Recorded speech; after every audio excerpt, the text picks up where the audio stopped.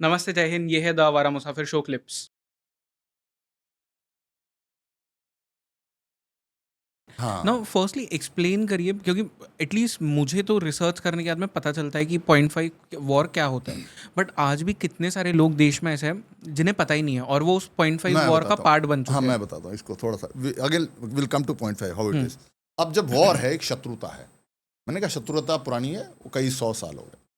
अब शत्रु उसमें क्या करता है, like any war, it keeps trying to कि कैसे मैं सामने वाले को परास्त करूं। You take it an example of sport. आप फुटबॉल खेल रहे हैं, आप गोल करना चाहते हैं, आप इस दिशा से बढ़ रहे हैं एंड सडनली आपको लगता है कि इधर का डिफेंडर बहुत स्ट्रांग है, I can not get the better of him.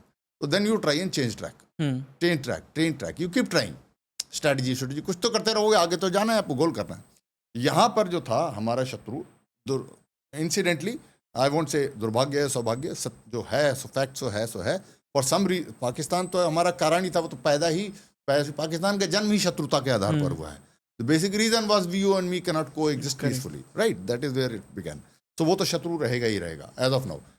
I can not see in near future, अगर हम खत्म कर दें पाकिस्तान को तो अलग बात है, but if it exist as Pakistan, as long as it exist, it will always be a pen.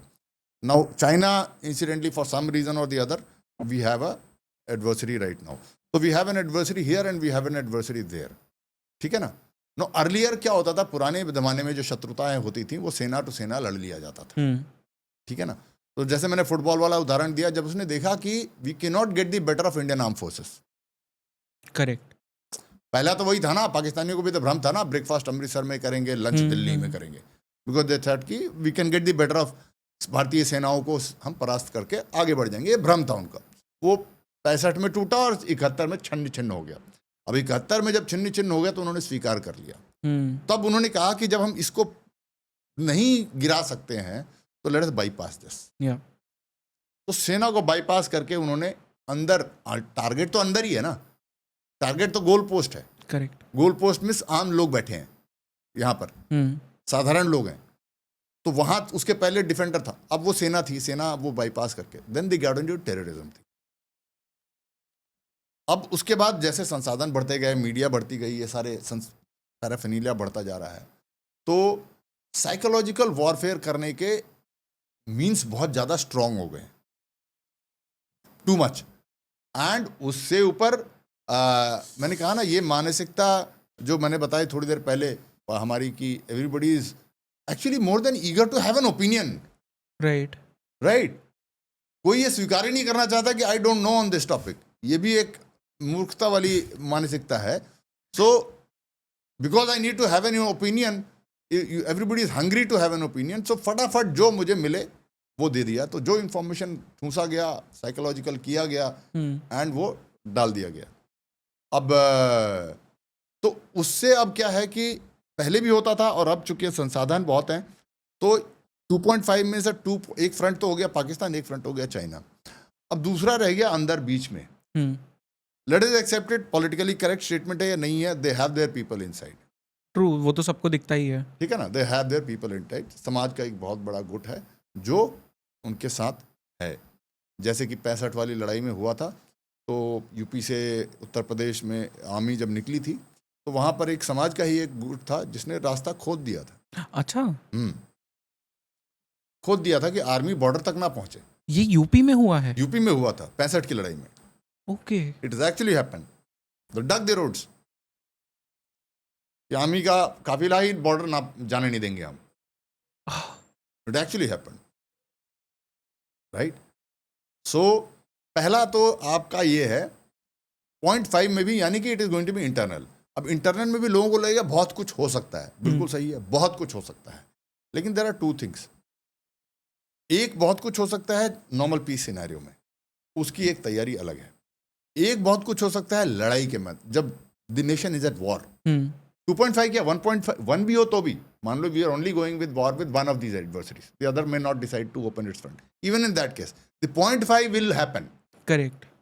Whether it is 1.5 or 2.5, the 0.5 will happen. 0.5 तो डेफिनेटिव है, वो तो होना ही है। हाँ, अब ये 0.5 क्या है इन केस ऑफ वॉर, तो मोर इंपॉर्टेंट थिंग वो हो जाती है इस 0.5 में, जो चीजें यहां पर अगर बाधित हों, तोड़ी जाएं, विनाश किया जाए, सैबोटेज किया जाए, तो उस बॉर्डर की लड़ाई पे फर्क पड़ जाएगा। तो उसमें क्या है, यहाँ पर कौन सी चीज़ें हैं, यहाँ पर पूरी आर्मी, जैसे मैंने 65 की लड़ाई दी, सड़कों से जाएगी। You got lakhs and lakhs kilometres of roads, thousands of bridges, इतने सारे पुल हैं उन सड़कों पर, ठीक है ना। सेना इनसे जाएगी, इन सब पे आक्रमण होगा। कहीं भी तोड़ दिया, कहीं भी ऐसा बाधा पैदा पहुंचा दी, एक ब्रिज गिरा दिया, कुछ भी गिरा, सो मेनी वल्नरेबल जगह हैं, तो आपका सेना के जाने का रास्ता रुक गया वहाँ पर। और सिर्फ सेना की बात नहीं कर रहा हूँ मैं, जब मैं बात कर रहा हूँ युद्ध की, तो मैं सिर्फ ये नहीं बात कर रहा हूँ कि सेना बॉर्डर पे पहुंच गई है, अब हमारा काम यहाँ से सेफली निकल गया। सेना पहुंचेगी, उसके पीछे से तो लॉजिस्टिक तो जाती रहेगी ना भाई। करेक्ट।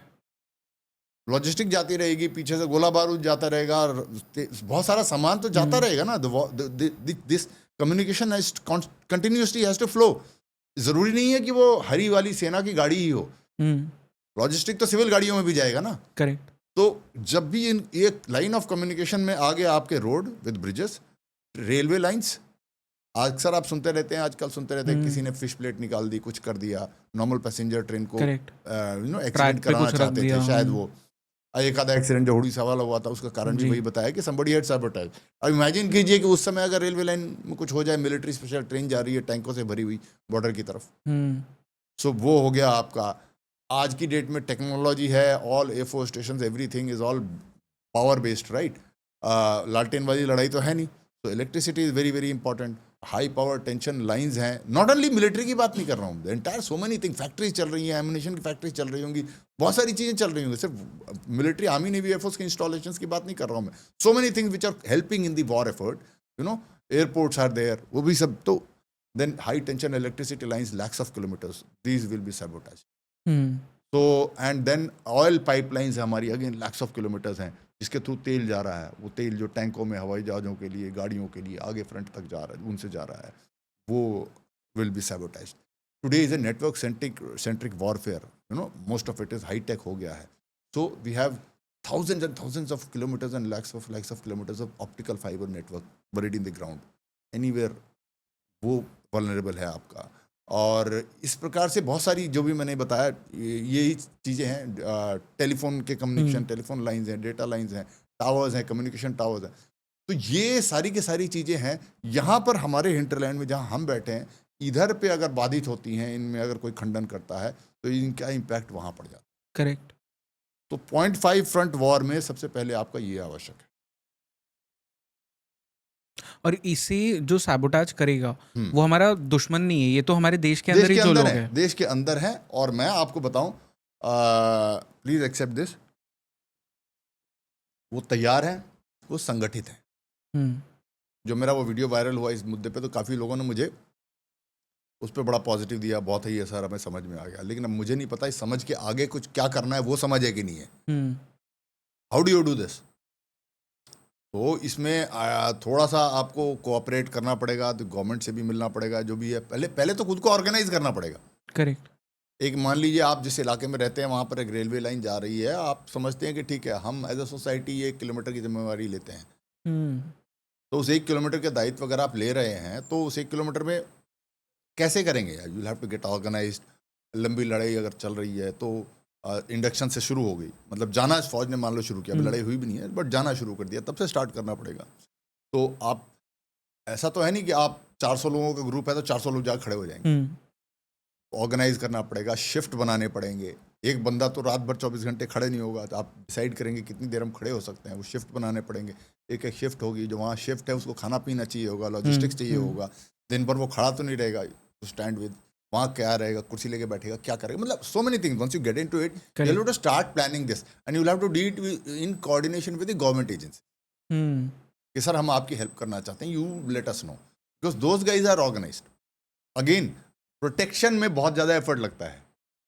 जिसने तोड़ना है वो एक गैप मिलेगा।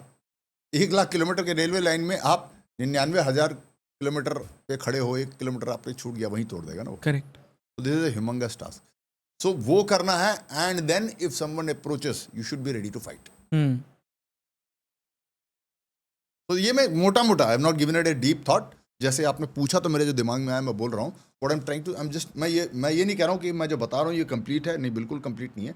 जस्ट मैं एक आपके सोच की दिशा देने का प्रयास करो कि इस दिशा में सोचना शुरू कीजिए। अगर आप सीरियस हैं कि सर आपने जो बताया था अभी हमें समझ में आ गया है, I we take it very seriously, then आप इस दिशा पर सोचना शुरू कर दीजिए, ऑर्गेनाइज करना शुरू कर दीजिए, प्लान करना शुरू कर दीजिए। आपको ये प्रोटेक्ट करके रखना है।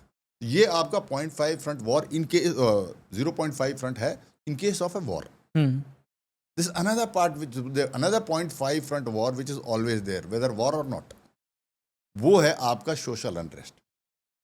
अंदर दंगे फसाद किए जाएंगे। लेकिन अब इसको थोड़ा सा इन दोनों में थोड़ा सा डिफरेंस बड़ा क्लियर रखिए।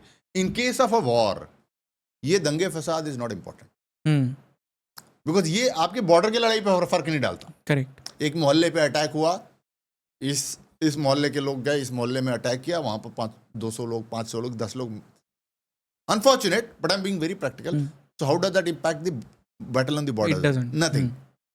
सो पीस टाइम में आपका ये वाला वॉर रहेगा जो सोसाइटी को तोड़ने की कोशिश करेगा। इसके लिए आप तैयार रहिए। यहाँ रक्त बहाने के लिए लोग तैयार बैठे हैं, जैसे हो रहा था अभी नागपुर में हुआ जी, मुर्शिदाबाद में हुआ है ना। तो ये होता रहेगा। तो पीस टाइम में, और एक और मैं बता दो, 2.5 फ्रंट वॉर में 0.5 front is 0.5 is constant, war और नो वॉर। करेक्ट। 2.5 हो 1.5 हो, एक फ्रंट पे हो, दो फ्रंट पे हो, ये 0.5 रहेगा ही रहेगा। 0 हो, there is no war happening, ये 0.5 फिर भी वो रहेगा। तो चलता रहेगा। The only difference is in peace time, this is what is going to happen. उसमें वो भी करेंगे वो। इसमें भी जैसे सुना होगा वो उड़ीसा वाला ट्रेन एक्सीडेंट वाला जो था, simply because somebody wants to kill people। तो तब भी वो सैबोटाज का काम चलेगा कि एक्सीडेंट करवा पाए। राइट। ठीक है ना। वो रोड खोदने वगैरह में उनको संभावना नहीं लगती है, क्योंकि उसमें ड्राइवर देख लेता है गड्ढा है तो खड़ा कर लेगा। तो ट्रेन में चांसेस थोड़े से कम है, फुल स्पीड ट्रेन आ रही है, फिश प्लेट निकला हुआ है, chances of going it undetected is that's why they target the trains in peace time. So ये आपका 0.5 front war is always going to be there. You like it, don't like it, आपके opinion से फर्क नहीं पड़ता है। ये है, इसको स्वीकार कर ले, मान ले। और खासकर मैं आज की जो युवा पीढ़ी है, मैं उनको बता रहा हूँ, आप इस सारे मुद्दे पर, मुझे नहीं पता आपके जो अभिभावक हैं, एल्डर्स हैं, वो क्या बता रहे हैं, but please you make a fresh and realistic assessment.